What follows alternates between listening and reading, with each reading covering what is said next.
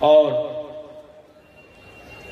ہم لوگ تو بڑے خوش نصیب ہیں. حضرت نے رات بتایا تو مجھے بڑی خوشی ہوئی. اللہ تعالی ہمارے ادارے کے چلانے والوں کے دل میں ایسے ہی وسعت پیدا ہو.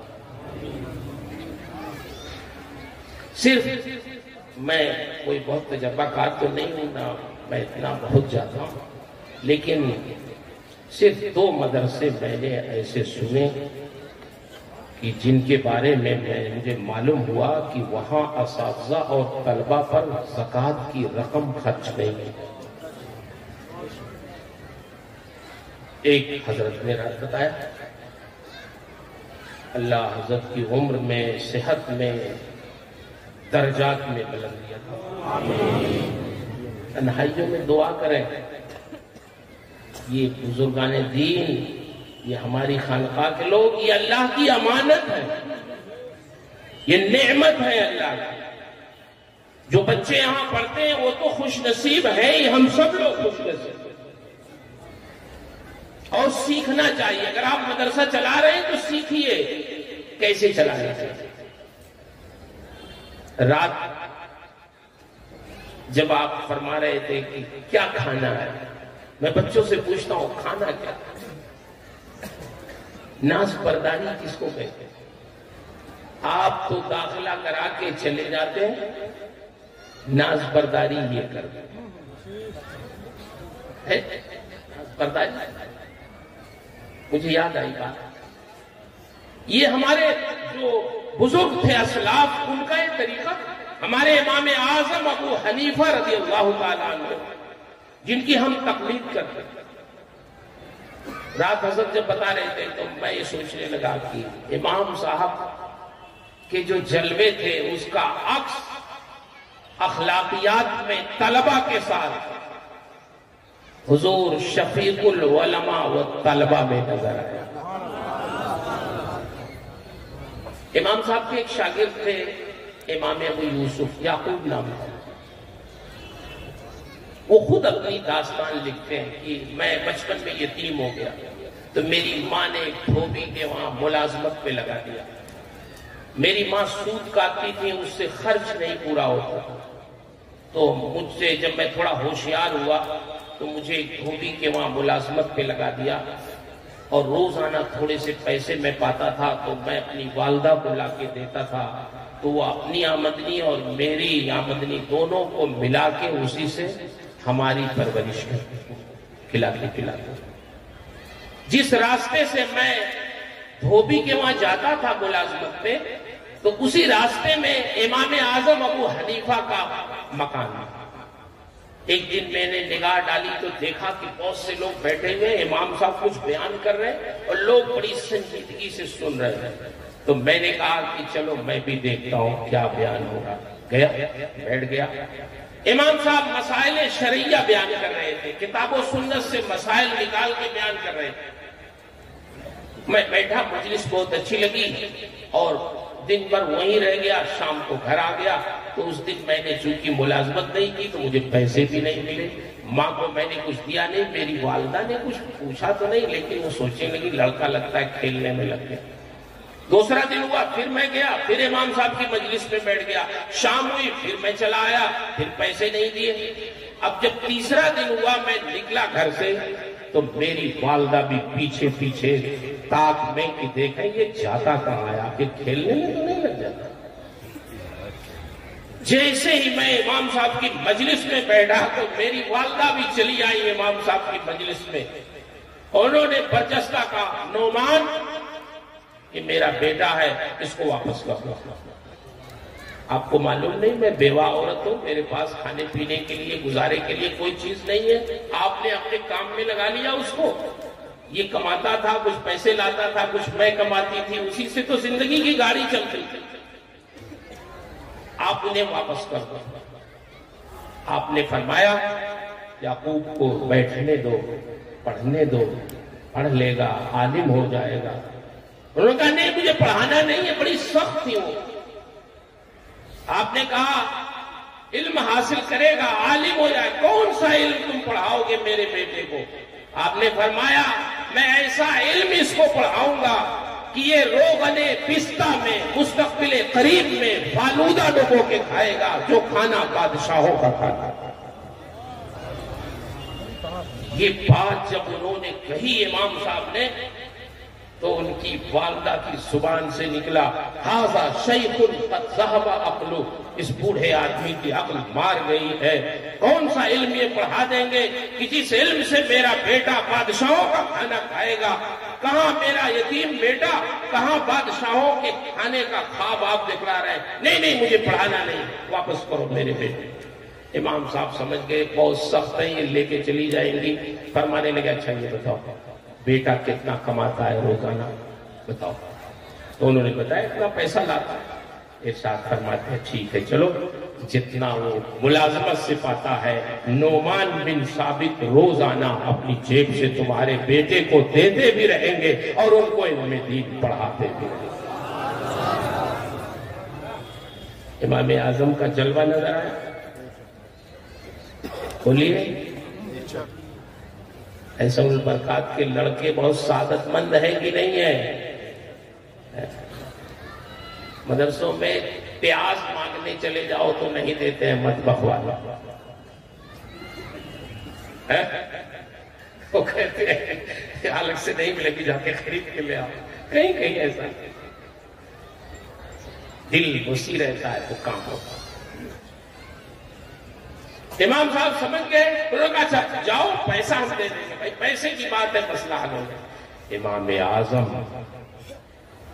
امام ابو یوسف فرماتے اے میرے استاد امام اعظم، مجھے پڑھاتے بھی رہے، روزانہ الٹے تنخواہ بھی دیتے رہے، اور صرف یہی نہیں کہ مجھے دیتے رہے، جب میری شادی ہو گئی تو فرمانے لگے یعقوب تمہارا خرچ بڑھ گیا ہے، اب یہ تمہارا خرچ ہے اور یہ تمہاری بیوی کا خرچ ہے۔ میری بیوی کا بھی خرچ دیتے رہے، اتنا پڑھایا اتنا پڑھایا۔ امام ابو یوسف امام صاحب کے وصال کے بعد قاضی الشرق والغرب ہو گئے، دنیا اسلام کے سب سے بڑے قاضی چیف جسٹس ہو گئے۔ خلیفہ مجبور ہوا ان کو بنانے پہ۔ اب وہ جانتے ہیں جب قاضی الشرق والغرب ہوئے، چیف جسٹس ہو گئے، تو وہ بادشاہ کے ساتھ کھانا کھانے لگے۔ بادشاہ نے کہا ہمارے ساتھ، خلیفہ نے کہا ہمارے ساتھ کھانا کھانا۔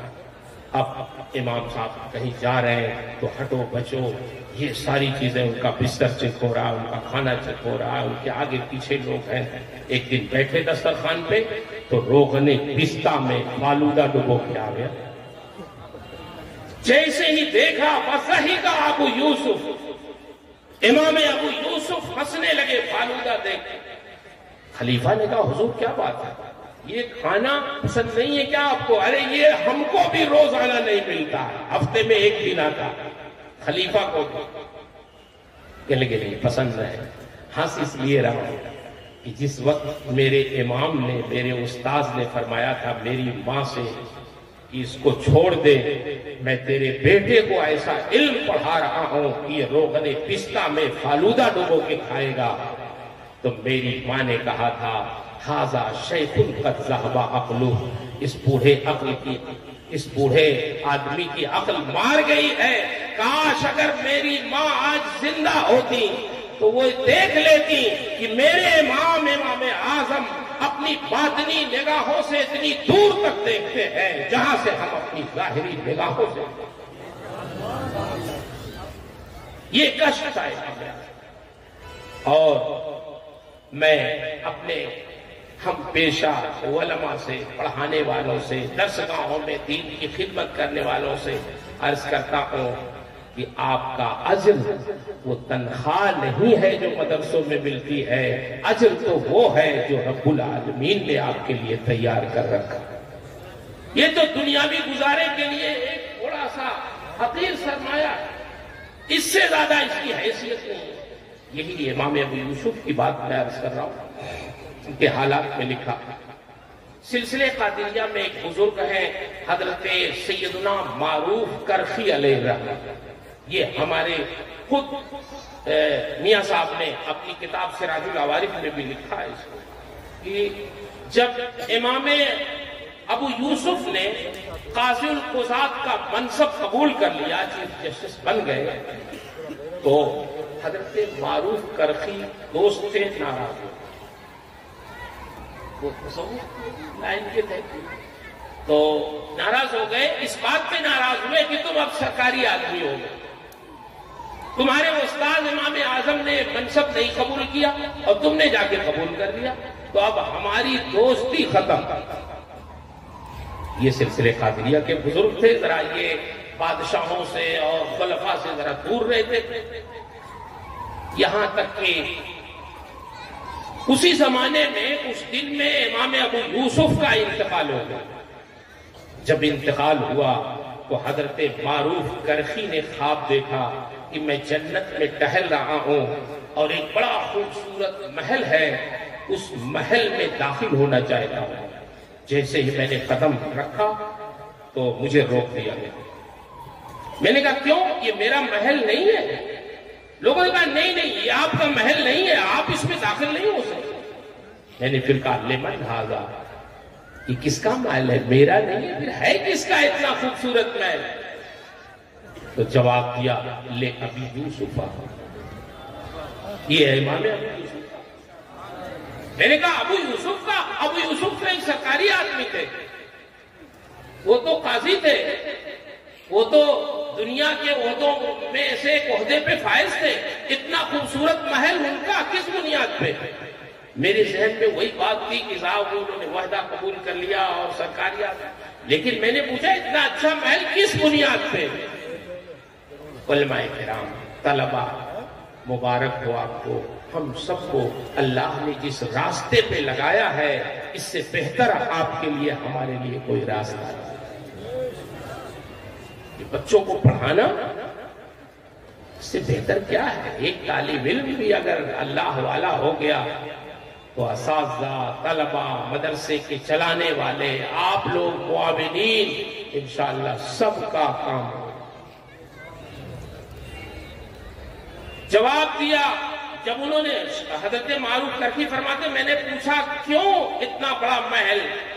جواب دیا للتعلیم والتعلم، اس لیے کہ علم، امام ابو یوسف علم دین سیکھتے تھے، انہوں نے علم دین سیکھا اور پھر علم دین سکھایا، تو اس علم دین سیکھنے اور سکھانے کے نتیجے میں اللہ نے ان کو اتنا خوبصورت محل عطا فرمایا۔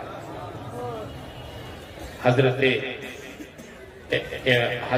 ابو ہریرہ سے سرکار نے فرمایا، ابو ہریرہ تمہاری زندگی اگر علم دین سیکھنے اور سکھانے میں گزر گئی، اسی میں انتقال ہوا تمہارا، تو تمہارے قبر کی زیارت کے لیے اتنے فرشتے آئیں گے جتنے فرشتے بیت عتیق کی زیارت کی۔